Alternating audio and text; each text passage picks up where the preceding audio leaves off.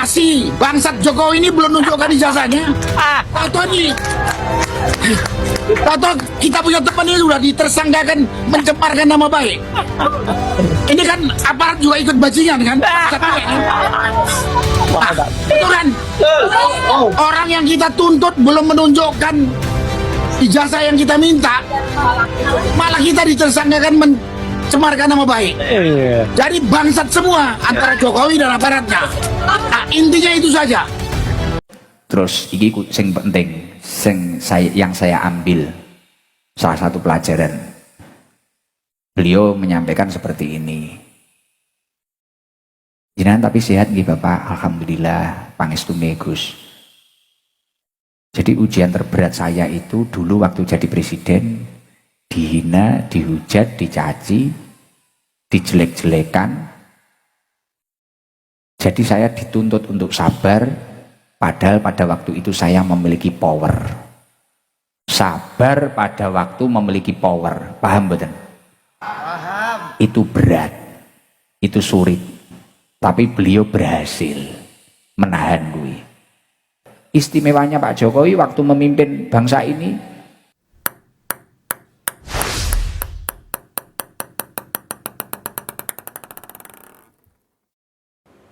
Assalamualaikum warahmatullahi wabarakatuh. Berjumpa lagi di Gokil Up to Date. Nah, di video kali ini kita akan membahas terkait dengan video dari Purnawirawan Sunarko yang menghina Pak Jokowi dengan kata-kata yang tak pantas. Lalu ada Gus Ikdam yang beliau kagum dengan kepribadian Pak Jokowi yang bisa begitu sabar menghadapi orang-orang yang selalu menghina beliau. Dan yang terakhir ada Rismon yang membeberkan pengakuan kenapa dia bisa keluar dari penelitian ijazah Pak Jokowi ini. Langsung saja kita lihat videonya berikut ini. Masih bangsat Jokowi ini belum nunjukkan ijazahnya. Tahu nih, tahu kita punya teman ini sudah ditersangkakan mencemarkan nama baik. Ini kan aparat juga ikut bajingan kan? Seenaknya memang seperti itu. Itu kan orang yang kita tuntut belum menunjukkan ijazah yang kita minta, malah kita ditersangkakan mencemarkan nama baik. Jadi bangsat semua antara Jokowi dan aparatnya. Nah, intinya itu saja. Apakah kata-kata itu gak keterlaluan? Apalagi diucapkan oleh seorang mantan purnawirawan. Harusnya kata-kata seperti itu gak bolehlah keluar dari orang-orang yang harusnya memberikan contoh. Nah, kita tentu ingat ya, kemarin ketika debat di acara live di Head to Head, Roy Suryo itu ngamuk ketika disebut Andi Azwan dengan ungkapan yang agak kasar, yaitu congornya Roy Suryo. Tetapi apa yang kita dengar kali ini? Sunarko juga orang yang mendukung kelompok Roy Suryo ya, terkait dengan isu ijazah Pak Jokowi ini. Kata-katanya bahkan lebih kasar lagi dan tidak pantas diucapkan di depan publik seperti itu. Namun di sini nah itulah ciri khas mereka ya. Mereka itu sukanya mau dihargai, tetapi jika mereka ngomong itu seenaknya. Apa yang mereka ucapkan itu seolah-olah semuanya benar. Dan apa yang diucapkan oleh orang-orang yang mendukung Pak Jokowi itu di mata mereka itu selalu salah.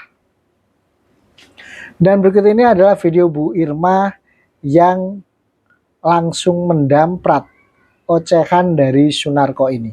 Mereka berharap Pak Jokowi ditangkap, diadili, karena dituduh ijazahnya palsu. Membohongi masyarakat gitu ya. Tapi ketika Pak Jokowi melaporkan mereka ya terkait dengan fitnah yang mereka lakukan, mereka bilang Pak Jokowi jahat. Jahat. Nah, Kok mereka dilaporin gitu? Iya. Loh, mereka melaporkan Pak Jokowi, ketika Pak Jokowi melaporkan mereka, kenapa mereka bilang Pak Jokowi jahat? Sebetulnya Nah, itu orang-orang anehnya yang memaksakan kelompok kehendak Indonesia bahwa hanya itu. dialah yang benar, institusi semua salah, bahkan ada pakar-pakar di bidangnya juga sudah menyatakan bahwa itu salah, tapi tetap mengatakan bahwa dia yang benar, ya, bahwa dia nggak percaya negara. Nah, kepala negara adalah Prabowo Gibran loh, ya. Kalau dia nggak percaya institusi hukum, nggak percaya institusi negara, berarti dia nggak percaya negara. Nah, kalau dia nggak percaya negara, ngapain juga ada di Indonesia?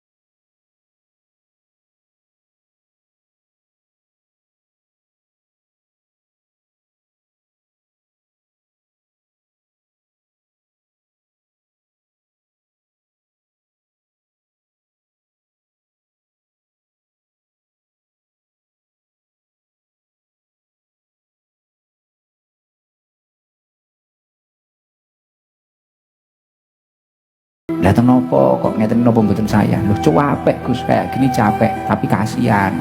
Ada yang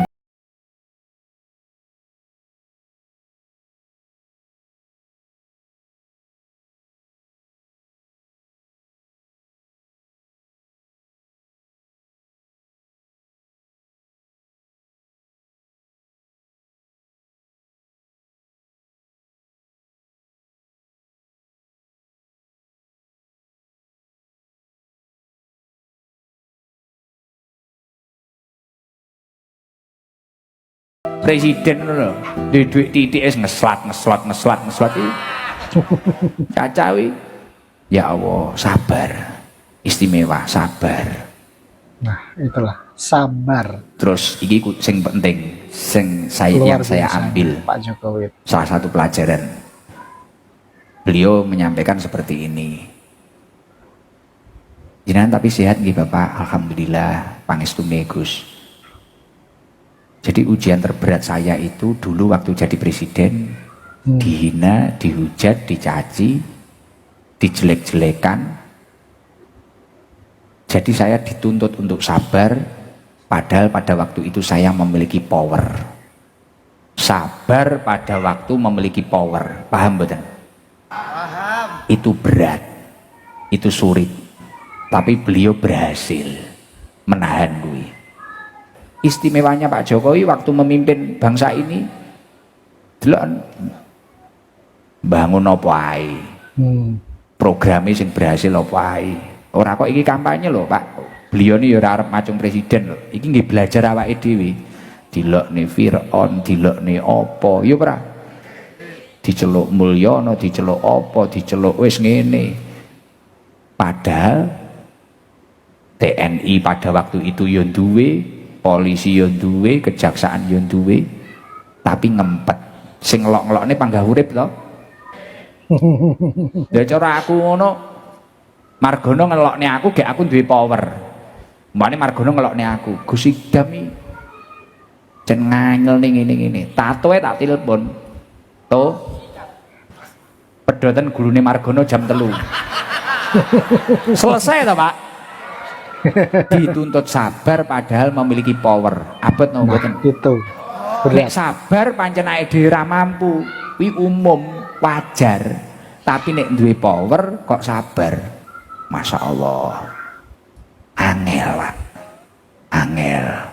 mulakno masya Allah ayo aja dadi wong sing melok-melok ngelok-ngelokne wong. Sudahlah, kalau ada orang yang memang baik berkarya, akui dengan apa adanya gitu. Nek pancen ra iso ngelem meneng ae. Ngoten lho nggih. Negara niki gen gayeng ngoten.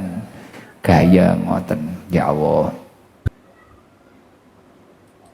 Nah, itulah ya luar biasanya Pak Jokowi dan kesaksian Gus Idam menceritakan bagaimana sabarnya Pak Jokowi menghadapi hinaan, cacian, hujatan dari para pembencinya.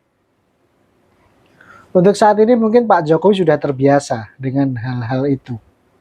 Apalagi dengan kelompok orang-orang seperti Royce CS ini. Tetapi yang Pak Jokowi merasa paling berat itu ketika menjabat seorang presiden.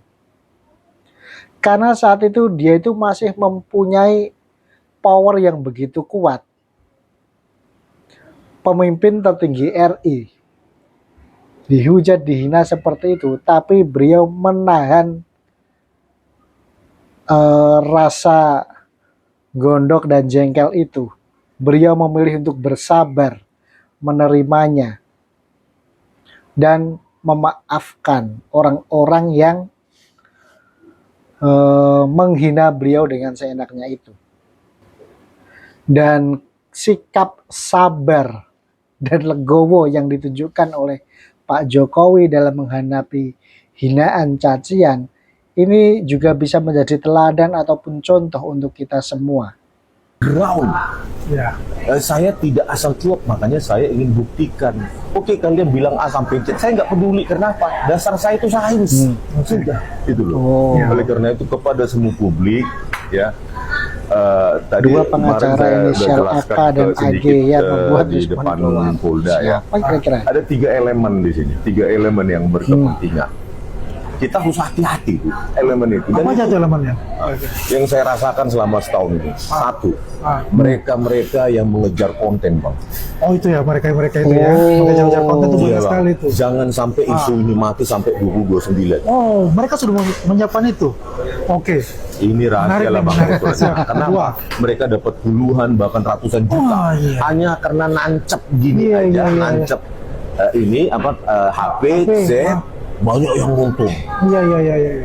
Ada 30 juta, 70 Wih. juta, ada 100 juta, 99 juta. Jadi mereka ini adalah orang-orang konten kreator yang berkepentingan cuma nancep dapat duit, Bang. Kasih speaker ini. Kan aja langsung dia. Dapat duit. Jadi makanya kalau saya lihat, rame banget itu konten kreatornya di situ.